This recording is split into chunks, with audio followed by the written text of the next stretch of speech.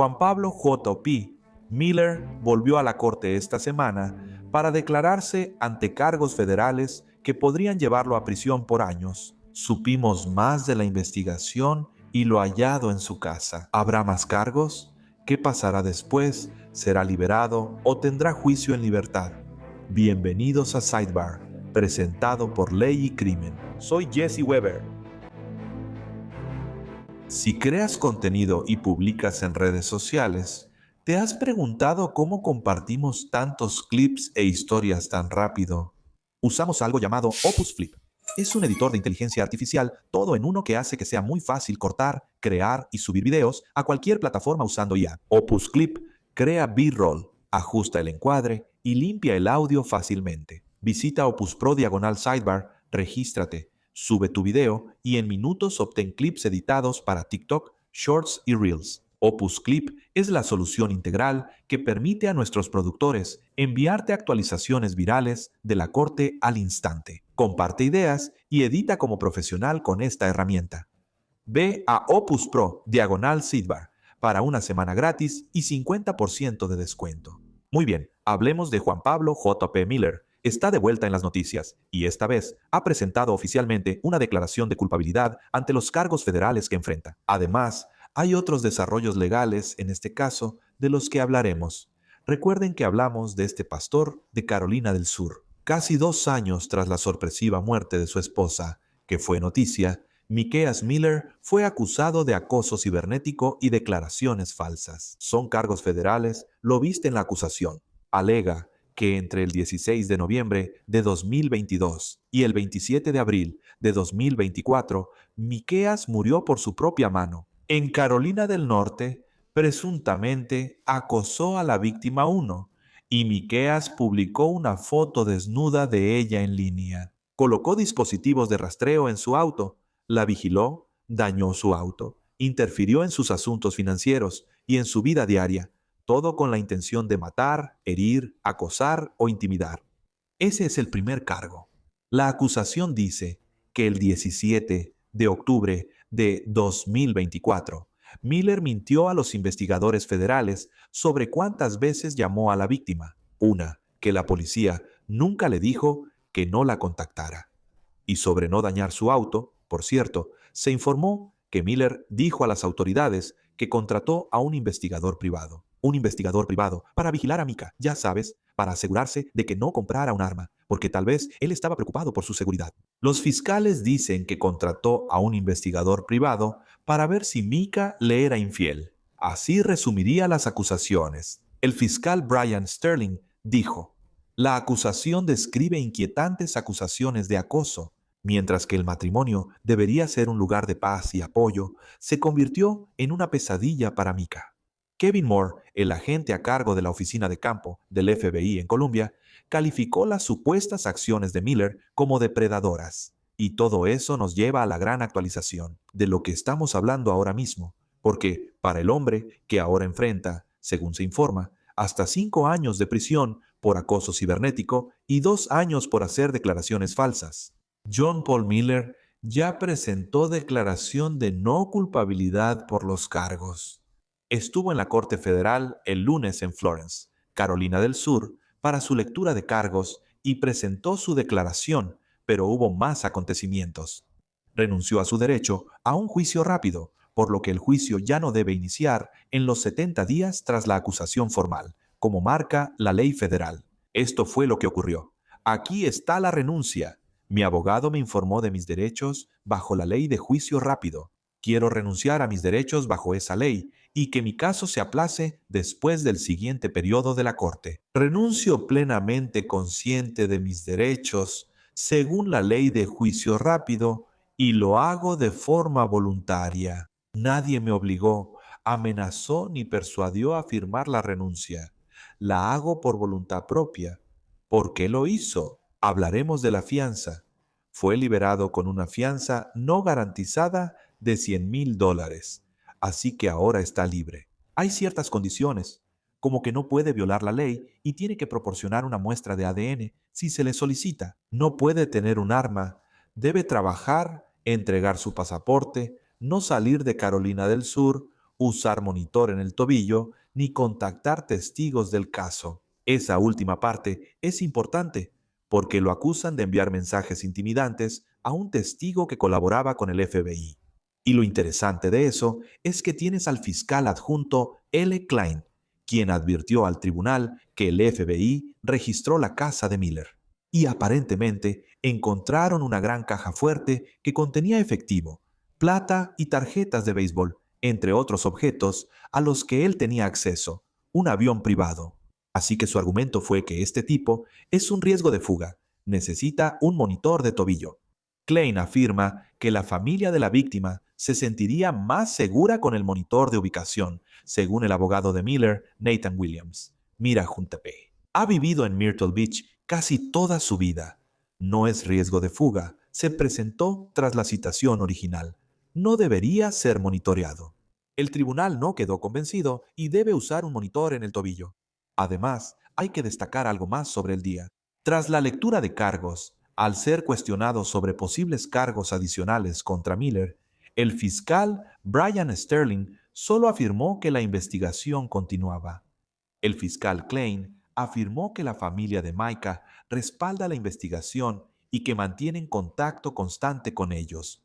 Respetamos su proceso porque, aunque Micah ya no está, no la olvidamos. Queremos apoyarlos en todo el proceso y creemos que estarán contentos con el resultado de hoy. No hace falta decir que hay mucha atención sobre el caso penal de J.P. Miller. Quiero decir, se informó que la sala del tribunal para esta etapa inicial del proceso estaba llena de Micah Miller. Seguidores, todos vestidos de morado, afuera había quienes soltaban globos morados y también había seguidores sosteniendo carteles. De hecho, vamos a invitar a la abogada de Micah, Regina Ward, en unos minutos, quien entendemos que estuvo presente durante esta comparecencia en la corte, para conocer su perspectiva al respecto. Pero tengo que mencionar esto, lo que hace que todo esto sea aún más notable, lo que lo hace aún más impactante, es que estamos hablando de un pastor de la antigua iglesia Solid Rock en Myrtle Beach, quien estuvo bajo mucha sospecha. Hubo muchos reflectores y teorías. Tras la muerte de Micah, ¿recuerdan que J.P. dio un mensaje a su congregación justo después? Lo mencioné, impactante, creo que esto sorprendió a todos. Anoche recibí una llamada. Mi esposa falleció. Sí, y fue autoinfligido, y fue en Carolina del Norte. Todos sabían que ella no estaba bien mentalmente y que necesitaba medicina que era difícil de conseguirle. Así fue como dio la noticia. El cuerpo de Micah fue hallado en un parque estatal de Carolina del Norte, 2 días después de entregarle los papeles de divorcio a J.P. Miller. Había un proceso de separación. Y casi inmediatamente, después de que la gente se enteró de la noticia de que ella murió, empezaron a circular rumores de que Miller podría haber tenido algo que ver con la muerte de Micah. Para ser claro, no hay evidencia que respalde eso. No hay pruebas de que él estuviera realmente involucrado en lo que le pasó. Ni siquiera estaba en la zona cuando esto ocurrió. El forense confirmó que la herida fatal de Micah fue autoinfligida. Se acusó mucho a Miller de abusar de Micah. Incluso ella misma lo dijo, como, solo unos meses antes de morir, ella hizo esta llamada al 911 alegando que su esposo la había agredido. No, esa es la emergencia. Hola, tengo a alguien que creo que está en un estado maníaco y es un peligro directo para las personas en su casa, para él mismo y para otros. Necesito que lo recojan de inmediato, no en 72 horas como puede hacer un cónyuge. Es urgente porque es un riesgo de fuga. Hubo violencia doméstica. Me agredió y empujó al suelo en Disney World frente a miles y su mejor amigo lo presenció. Él se soltó de mi mano de un jalón.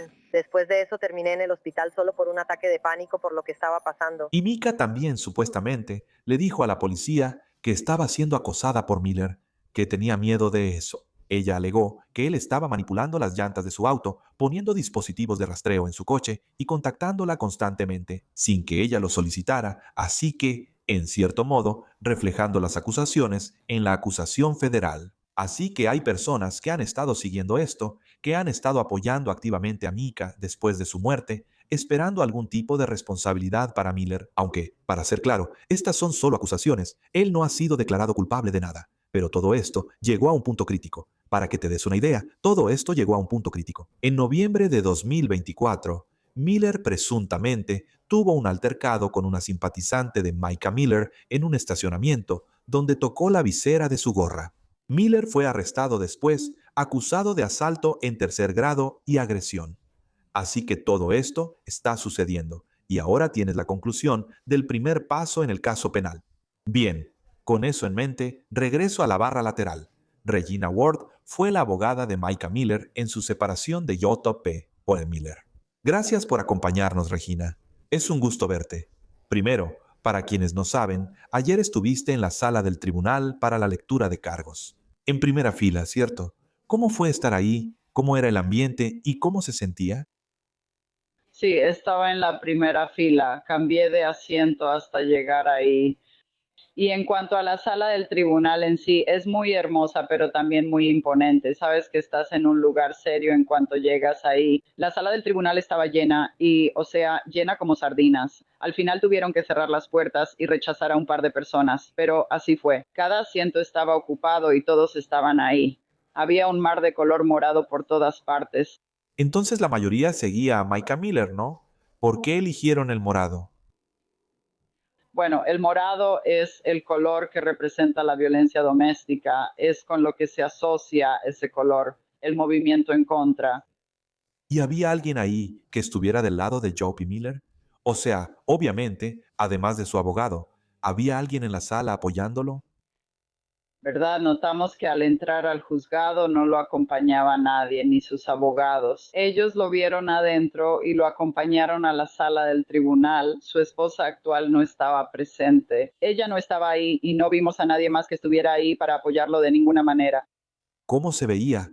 ¿A qué me refiero con eso? Me refiero a su actitud, a su apariencia.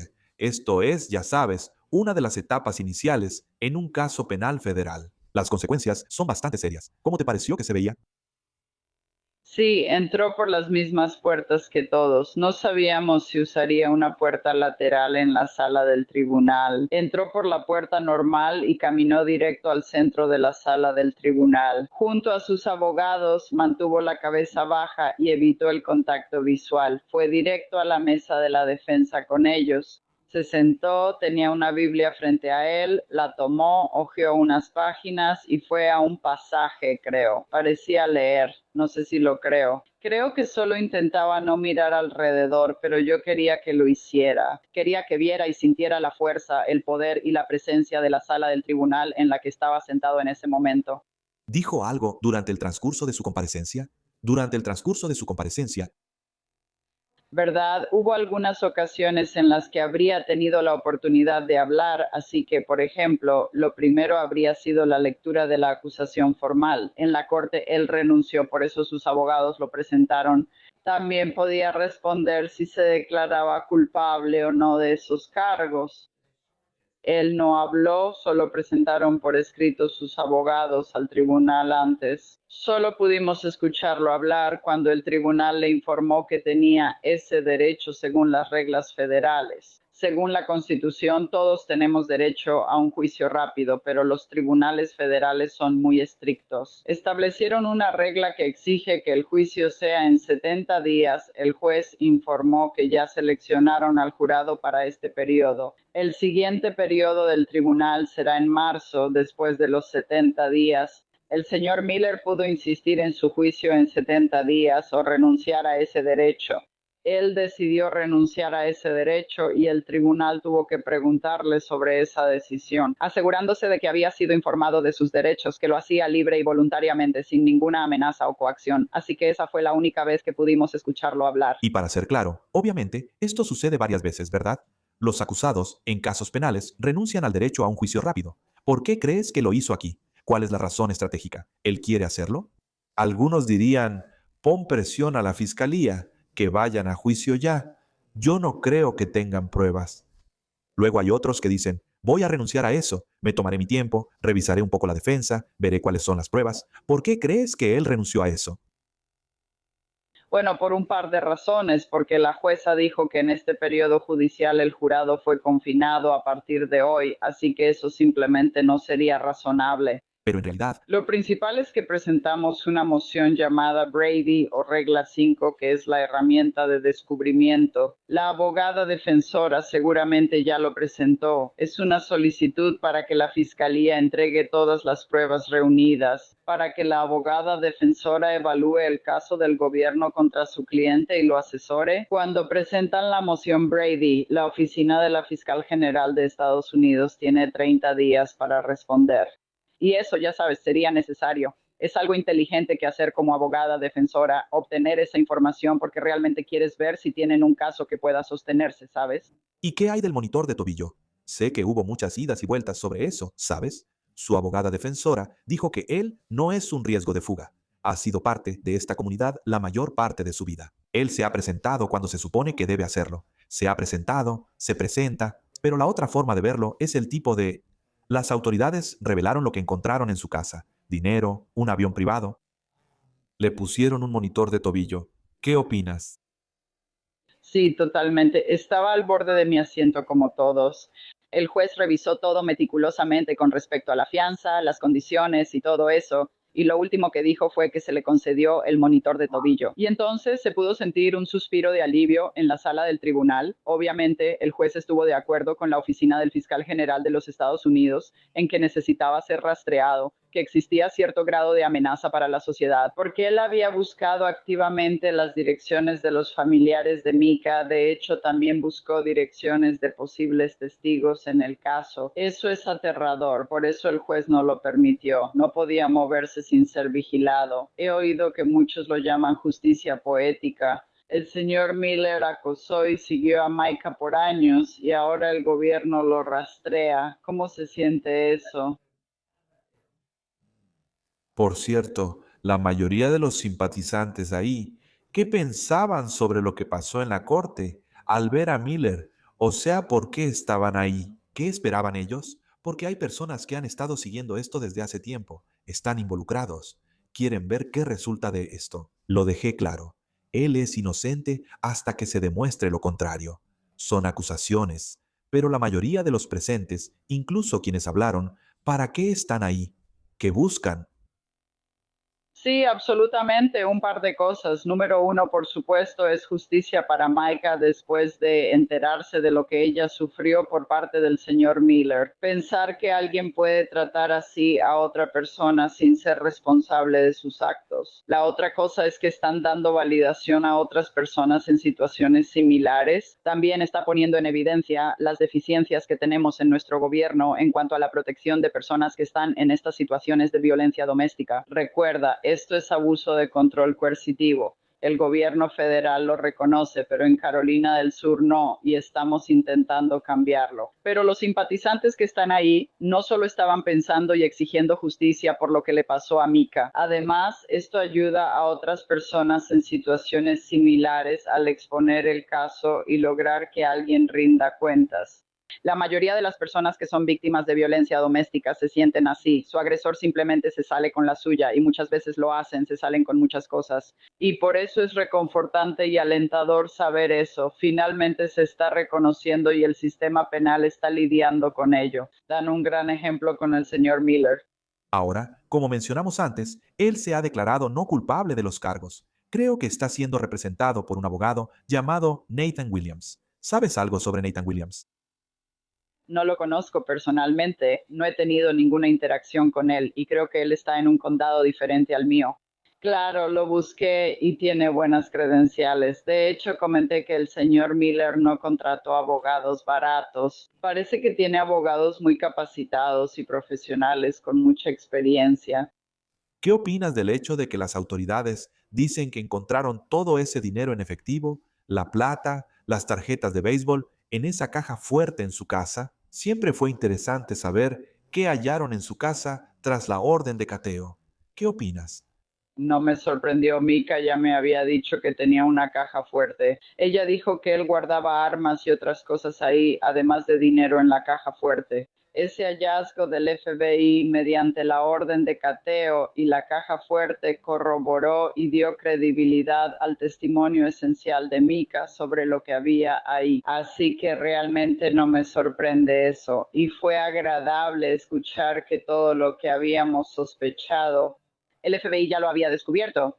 Por cierto, si alguien no conoce tu participación en esta investigación, corrígeme si me equivoco.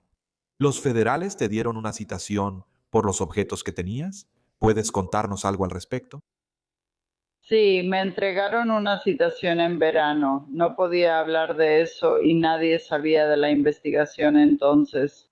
Al recibir eso pude presentarme ante el gran jurado y testificar o solo entregar los materiales. Y por supuesto, como abogada, tenemos el deber de proteger la confidencialidad de la información de nuestros clientes y así sucesivamente. Así, gracias a la citación y al permiso de la familia, podía entregarlo. Todas las cosas que Mika me dio, como fotos del rastreador, informes policiales, mensajes de texto y entradas de diario, corroboraban todo esto. Vi todo eso en la acusación, parecía que solo seguía lo que ella proporcionó.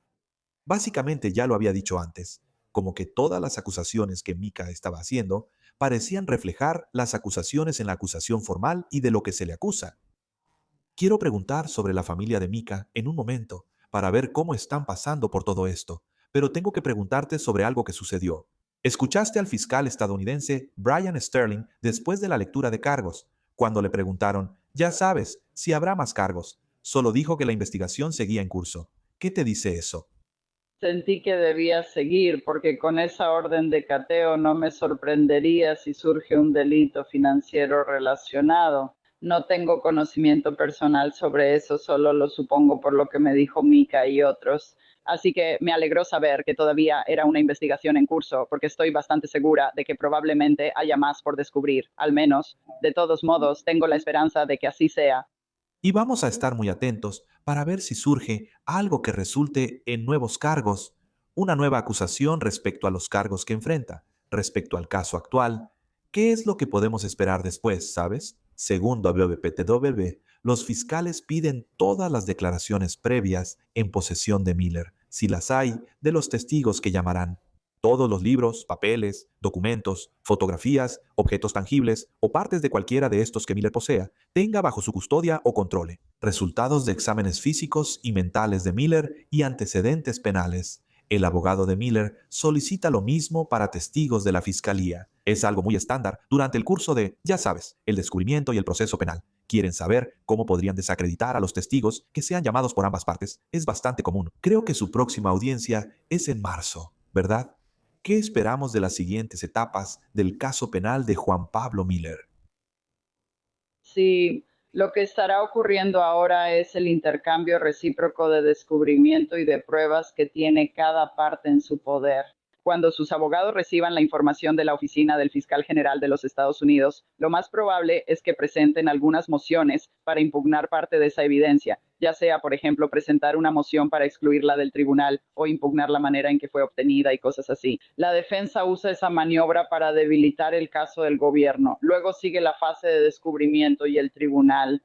La jueza indicó que el próximo periodo del tribunal es en marzo, por lo que el señor Miller podría acudir a la corte o a juicio en ese mes. Él puede solicitar un aplazamiento para el próximo periodo del tribunal, probablemente en verano, pero por ahora, tal como están las cosas, parece que la próxima oportunidad que él tendrá para ir a juicio será en el siguiente periodo del tribunal en marzo. Regresemos a la familia de Mika. ¿Qué puedes decirnos ahora sobre cómo están? Esto seguramente les causa varias emociones ahora. ¿Cómo están pasando por esta parte del proceso penal, esta siguiente etapa? Sabes, obviamente, hubo grandes avances esta semana. ¿Puedes decirnos cómo están? Sí, absolutamente, por supuesto. Ellos, ya sabes, básicamente tienen confianza en el sistema para que funcione. Funciona algo lento, pero hasta ahora va bien. Algunos preguntaron si estuvieron en la sala del tribunal, pero no fue así. En la lectura de cargos, no era necesario que estuvieran en la sala del tribunal. Creo que fue una acción correcta de su parte porque había mucha prensa Y siento que probablemente habrían sido bombardeados con muchas preguntas. Es un momento muy emotivo para ellos de cualquier manera. Bien, aún no hemos llegado a la meta. Eso es lo que más importa. Estamos dando los pasos para llegar, pero aún no hemos llegado. La familia cuenta con una defensora de víctimas que los representa y habla por ellos en la corte. Se apoyan y mantienen fuertes y con esperanza. Escucha, Regina Ward, siempre agradezco que vengas, seas tan generosa con tu tiempo y nos actualices sobre lo que sucede allá. Eres nuestros ojos y oídos, lo aprecio mucho. Gracias, como siempre, y esperamos seguir conversando mientras avanza el caso penal de J.P. Miller. Muchas gracias. Gracias por tu interés y atención a este caso. Es importante para muchos. Gracias. Eso es todo por ahora en Sidebar. Gracias por acompañarnos. Suscríbanse en YouTube, Apple Podcast, Spotify o su plataforma favorita. Síganme en X o Instagram. Soy Jesse Weber. Hasta la próxima.